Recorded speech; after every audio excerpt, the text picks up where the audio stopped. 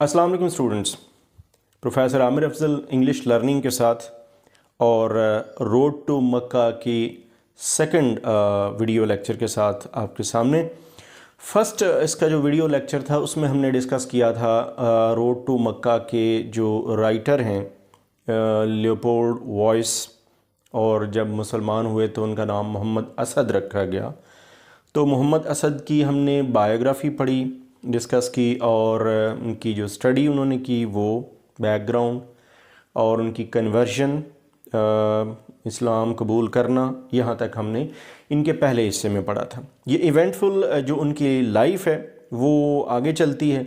हमने यहाँ ख़त्म किया था कि जब उन्होंने इस्लाम कबूल किया तो उसके बाद उनके जो दौरे सहाफ़त है उनको वो ले गया सऊदी अरेबिया, जहाँ पे किंग इब्न सऊद के पास उनकी ज़िंदगी जो है वो फिर अगला कुछ अरसा गुज़रा। किंग इब्न सऊद के साथ इनका बहुत क्लोज़ और इंटीमेट रिलेशनशिप था। बहुत सारे लोग ये भी ख्याल करते थे उस वक्त, कुछ लोग उनकी अपनी फैमिली और उनके क्लोज़ क्वार्टर्स में से, कि शायद ये कोई कहीं और से जासूस के तौर पे लाए गए हैं या उनको क्या दर्जा दिया गया है। He was neither N adviser nor was a minister, but he was a very privileged guest. वो एक प्रिविलेज्ड गेस्ट थे, वो एक बहुत ज़्यादा उनके क्लोज़ थे, उनकी लाइफ को स्टडी करने वाले थे। उनके पास उनकी जो क्लोज़ उनकी जो काउंसल्स थी उनमें वो रहते, उनकी फैमिली तक उनका रिलेशनशिप बना, उनका आना जाना था, उनकी लाइफ को स्टडी किया। किंग इब्न सऊद की जो उनकी जो पॉलिटिक्स थी वो उन्होंने उसको बड़े क्लोजली वॉच किया। मोहम्मद असद ने इससे पहले का जो सऊदी अरेबिया वो भी उनको पता था, वो जानते थे, जबकि अब जब ये मुसलमानों के पास आया, लेकिन एट द सेम टाइम याद रखिएगा ये ब्रिटिश कंट्रोल में था उस वक्त का सऊदीया। तो ये उस वक्त उनके दरमियान रह के तो वहाँ पर इस्लाम और मुसलमानों का जो नया रूल था उसको समझने में मदद मिली। एट द सेम टाइम उनको जो सादत सबसे बड़ी नसीब हुई वो ये कि उनका मक्का और मदीना में क़याम रहा। उन्होंने वहाँ पर काफ़ी अर्सा क़याम किया, उनको इबादत में मशगूल रहे, हज भी किया, और वो जो उनका जो एक रूहानियत का सफ़र है उसको बहुत ज़्यादा उनको हेल्प मिलती है इस पीरियड से।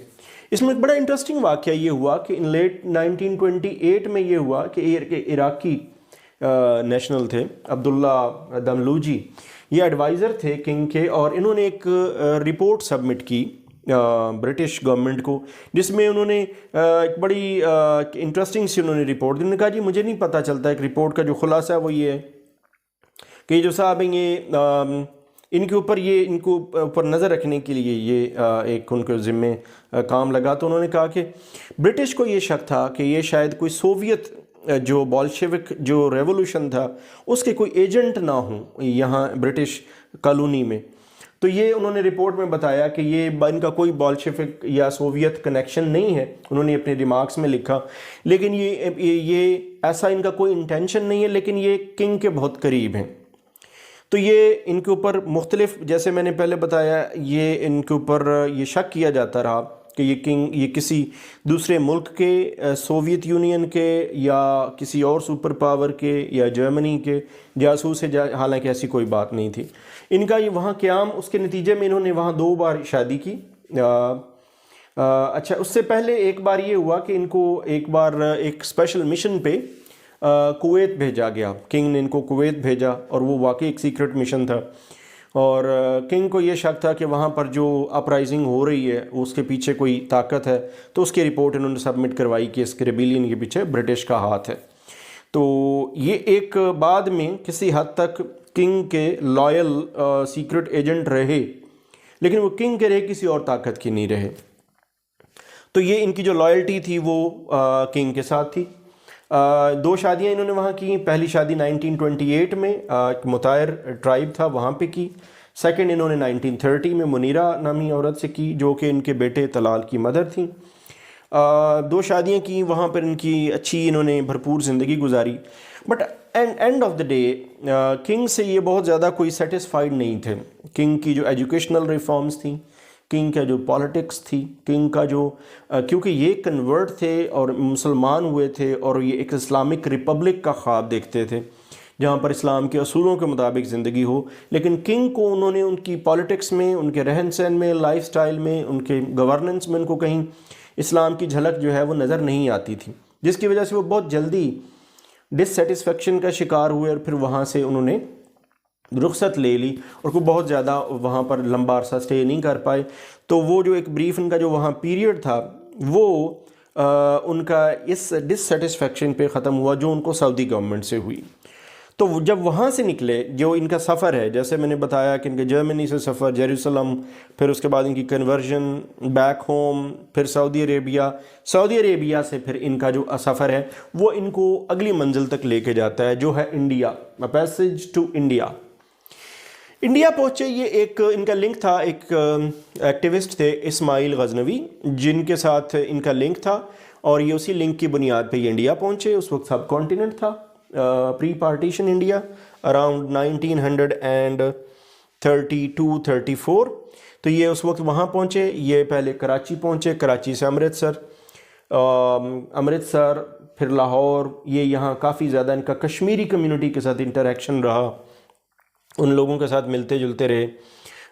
یہاں بر صغیر میں جو مسلمانوں کی کنڈیشن تھی وہ انہوں نے دیکھی، جو کہ برٹش کالونی کے انڈر رہ رہے تھے۔ ایٹ دا سیم ٹائم ان کا جو سب سے بڑا جو ایونٹ تھا، ان کا جو سب سے بڑی رادر کہنا چاہیے اچیومنٹ ہے وہ سب کانٹیننٹ کی، محمد اسد کی اور علامہ محمد اقبال کی، وہ یہ کہ یہ وہ پیریڈ تھا کہ جب یہ دونوں اکٹھے ہوئے۔ علامہ محمد اسد جیسا کہ ان کو نام دیا گیا، وہ اور علامہ محمد اقبال لاہور میں یہ لوگ ملتے رہے۔ انہوں نے ایک مستقبل کی جو ایک فیوچر اسلامک سٹیٹ یعنی کہ پاکستان کا ایک خواب جو علامہ اقبال نے دیکھا، تو اس پہ ان کی بہت زیادہ لمبی ڈسکشنز ہوتی رہیں، اور یہ اس اسلامی مملکت جو کہ وجود میں آنی تھی، یہ اس کے خد و خال، یہ اس کے بیسک فیچرز، یہ ڈسکشنز ان کی ہوتی رہیں۔ So they were all the time discussing Islamic ideology and the future state, future republic جو بھی بننی تھی، اور وہ وہاں پر اسلام پریکٹس کیسے ہونا تھا، یہ چیز ان کی یہاں ڈسکشن ہوتی رہی۔ اسی پیریڈ میں 1934 میں انہوں نے ایک کتاب لکھی، اسلام ایٹ دا کراس روڈز، محمد اسد کی، اور یہ وہ پیریڈ تھا بڑا rich period in terms of writing. He wrote on orientalists, imperialists, crusades. For the first time at that time, he differentiated between crusades and the modern imperialism. He differentiated کہ کیسے جو ویسٹ ہے، waste اسلام کے بارے میں بہت زیادہ distorted image لوگوں کے سامنے پورٹرے کرتا ہے۔ West has got a very different kind of image about Islam. Islam is not a religion of terrorism یا کوئی uncivilization کا نہیں ہے۔ تو یہ اس دور میں انہوں نے اورینٹلسٹس کو اسٹڈی کیا، اورینٹلزم کو انہوں نے ریلیٹ کیا سویلائزیشن کے ساتھ، اسلام کا صحیح جو شکل تھی، جو اس کا امیج تھا، وہ انہوں نے پورٹری کیا ان دنوں میں۔ یہ ان کی بک جیسے میں نے بتائی 1934 میں، تو یہ انہوں نے اسلام کا جو ایک ڈسٹارٹیڈ امیج تھا اس کو تھوڑا بہتر کرنے کی کوشش کی۔ فالوئنگ دیٹ پیریڈ 1936 میں ان کو ایک اور آپ کہہ لیں شخصیت جن سے ملاقات ہوئی، نظام آف حیدرآباد، وہاں پر انہوں نے ایک جرنل نکالا جو کہ آلریڈی پہلے سے چل رہا تھا اسلامک کلچر کے نام سے۔ 1936 میں یہ انہوں نے اس کے ایڈیٹر بنے، اور یہ بیسیکلی یہ جو جرنل تھا یہ ایک برٹش کنورٹ تھے جو مسلمان ہوئے تھے جن کا نام تھا پکسل۔ یہ انہوں نے پہلے یہ جرنل شروع کیا، اس کے ایڈیٹر تھے۔ ان سے کو تھوڑا بہت ڈس ایگری کرتے ہوئے پھر یہ ایڈیٹر بنے محمد اسد نظام آف حیدرآباد کے ہاں۔ لیکن یہاں پر بھی اگین ان کا جو مقصد تھا وہ یہی تھا کہ وہ اسلام کی کوئی خدمت کر سکے اور قرآن کی روشنی میں اسلام کا جو امیج ہے وہ بہتر کر سکیں، تاکہ لوگ جو ہے وہ اس کے مطابق جو ایک بر صغیر کے مسلمان جو ایک خواب دیکھ رہے تھے کہ وہ ایک الگ اسٹیٹ بنانے جا رہے ہیں، تو وہ وہاں پر اسلام کیسے نافذ ہوگا، اسلام کی کون سی شکل ہوگی۔ تو یہ سب کچھ اس وقت مینیج کیا جا رہا تھا، جس میں علامہ محمد اسد کی کنٹریبیوشن کافی زیادہ نظر آتی ہے۔ تو ان کا یہ جو پیریڈ ہے یہ آنورڈ چلتا ہے۔ یہ اس ویڈیو میں، اس لیکچر میں نے صرف ان کے جو دو ان کے سٹے ہیں، ایک ان کا عربیہ، سعودی عربیہ پہ، اور دوسرا ان کا انڈیا میں قیام، اس پہ تھوڑی سی ڈسکشن کی۔ نیکسٹ انشاءاللہ، کیونکہ یہ اس کے بعد یہ سیٹل ہوئے پاکستان میں. پاکستان کا جو ان کا سٹے ہے اور ان کا جو یہاں پہ کیریئر ہے اس پہ میں انشاءاللہ نیکسٹ ویڈیو میں ڈسکشن کروں گا. اس ویڈیو میں صرف اتنا ہی. Thanks for watching.